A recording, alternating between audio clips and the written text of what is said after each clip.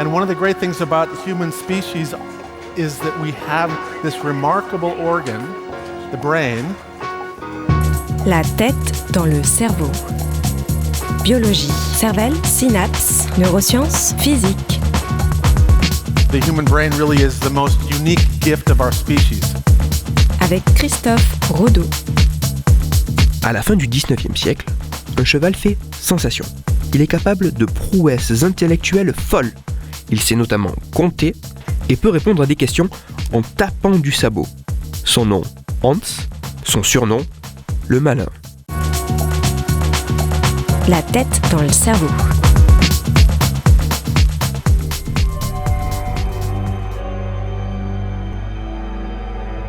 Wilhelm von Osten est un ancien professeur de mathématiques de Berlin qui a vécu entre 1838 et 1909. Wilhelm est persuadé que les animaux sont doués d'une intelligence incroyable et qu'ils gagneraient à être élevés comme les humains. Dans les années 1880-1890, il décide alors d'élever selon ce principe un chat, un ours et un cheval. Très rapidement, il abandonne l'expérience avec le chat et l'ours. Mais, décelant un certain potentiel chez le cheval, il décide de l'éduquer avec les méthodes traditionnelles de l'époque d'apprentissage du calcul et de la lecture. Le cheval, prénommé Hans, après 4 années d'apprentissage, est en mesure de lire un chiffre écrit au tableau et de donner la réponse en tapant au sol le nombre exact de coups de sabot correspondant à ce chiffre.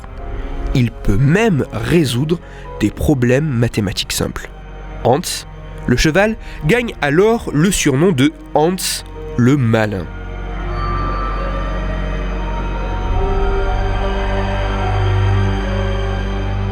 Son propriétaire, Wilhelm, décide alors de présenter son cheval au public. Les séances de travail quotidiennes sont ouvertes au public dans la cour intérieure de l'immeuble au numéro 10 de la rue Griebenau à Berlin, où réside Wilhelm. La notoriété de Hans le malin gagne alors l'ensemble de l'Allemagne, puis l'Europe, et s'étend même jusqu'aux États-Unis. Cette notoriété n'est pas seulement populaire, elle intrigue également les scientifiques. Une vive polémique est alors rapidement suscitée autour de Hans et plus particulièrement de Wilhelm, son propriétaire. Tout ceci ne peut être réel, il doit vraisemblablement s'agir d'un canular, d'une fraude, d'une supercherie.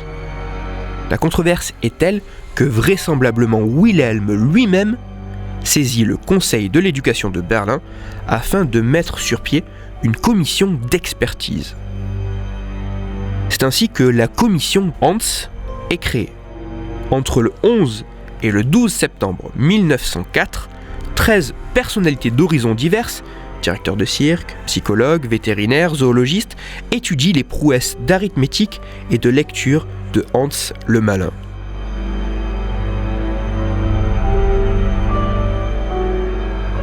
À la fin de ces 2 jours, devant les preuves accablantes, la commission admet qu'il n'y a pas de fraude. Le cheval est capable de répondre à des membres de la commission, en l'absence de son maître, et le plus souvent, correctement. Néanmoins prudents, les membres de la commission concluent qu'il n'y a pas de fraude avérée ou d'astuce de dressage connue, mais que le cas de Hans le malin mérite que l'on s'y intéresse davantage. Quelques jours après que les résultats de la commission aient été rendus publics, Karl Stumpf, psychologue allemand et membre de la commission Hans, décide avec un collaborateur, Oskar Pfungst, lui aussi psychologue, de mener un complément d'investigation sur le cas de Hans le malin. À l'aide d'une méthodologie expérimentale rigoureuse, le cheval est de nouveau soumis à différents exercices. Et comme la première fois, le cheval a souvent bon. Toutefois, Oskar remarque que le cheval a bien plus souvent tendance à se tromper dans 3 conditions. Lorsque le cheval ne voit pas la personne qui l'interroge, lorsque la distance entre l'animal et l'interrogateur augmente, et lorsque l'interrogateur ne connaît pas lui-même la réponse à la question qu'il pose. La solution est là. Oskar en déduit alors que l'interrogateur doit d'une manière ou d'une autre, sans même le vouloir, communiquer des informations au cheval.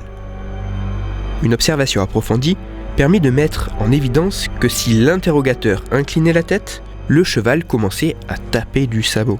Et plus la tête était inclinée, plus le cheval tapait fort, comportement qui cessait dès lors que l'interrogateur levait la tête. Hans aurait également été capable de relever d'autres indices corporels, tels la dilatation des pupilles ou des narines, trahissant l'interrogateur.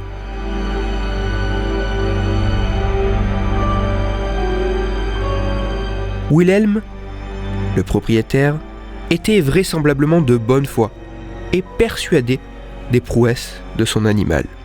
Par une approche scientifique rigoureuse, il a ainsi pu être mis en évidence que Hans le malin était donc bien intelligent. Non en mathématiques, mais plutôt en décryptage des signaux comportementaux et corporels humains lui permettant d'obtenir, dans les bonnes conditions, des récompenses. Il semble absurde de vouloir absolument calquer les critères que nous définissons pour notre espèce comme intelligents sur d'autres espèces.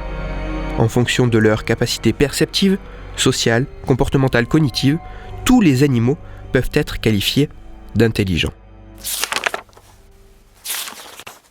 Toutes les références de ma chronique se trouveront sur mon site, Cerveau en argot, et pour approfondir la chronique d'aujourd'hui, je vous renvoie vers un livre de vulgarisation, mais également de réflexion. Ce livre se nomme L'intelligence animale. Il est écrit par Emmanuel Puydebas et il est publié aux éditions Odile Jacob. Pour discuter science et cerveau, vous pouvez me retrouver sur Twitter, @Christophe_Rodo, R-O-D-O, et sur mon blog, Cerveau en argot. Je vous rappelle que si vous, auditeur, vous avez des questions ou des sujets dont vous voudriez que je parle, n'hésitez pas à me le faire savoir directement via mon compte Twitter et j'essaierai d'y répondre dans une future chronique. Christophe Rodo. La tête dans le cerveau.